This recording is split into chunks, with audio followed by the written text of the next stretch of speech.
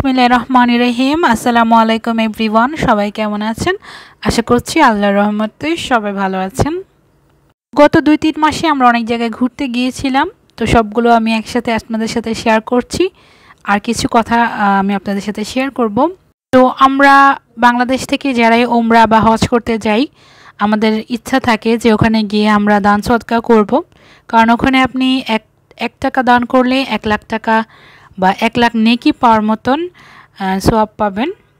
তো অনেকের সামর্থ্য থাকে না টাকা পয়সা দান করার, তো টাকা পয়সা ছাড়াও কিভাবে আপনি মক্কা মদিনাতে দান করবেন এবং অনেক বেশি সওয়াব লাভ করবেন, আজকে আমি সেটাই আপনাদের সাথে আলোচনা করব।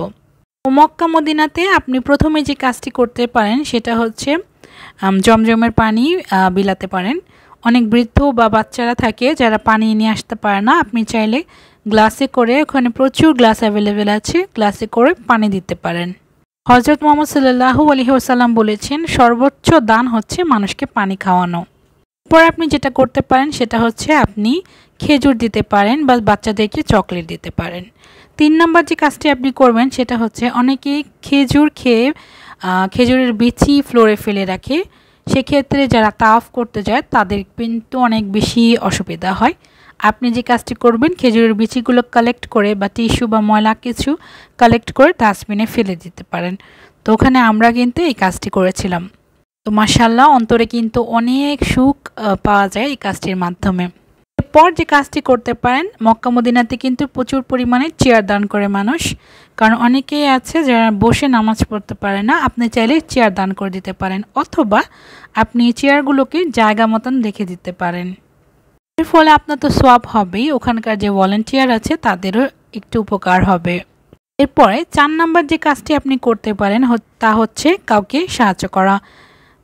এটা হতে পারে সিঁড়ি থেকে নামতে বা উঠতে বা জায়গা দেখিয়ে দিতে, বা আপনি কোন সাইডে যাবে সেটা আপনি যদি জেনে থাকেন সেটা বলে দিতেও আপনি কিন্তু এভাবে কিন্তু ছোট ছোট বিষয় সাহায্য করতে পারেন।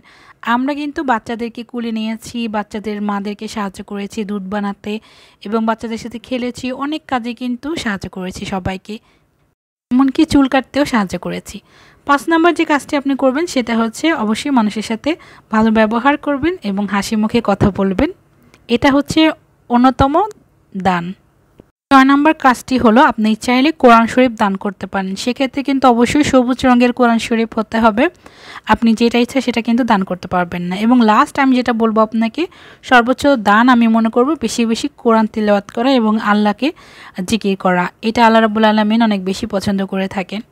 তো আমার ভিডিওটির উদ্দেশ্য হচ্ছে আপনাদের সাহায্য করা। আশা করছি ভিডিওটি আপনাদের ভালো লেগেছে।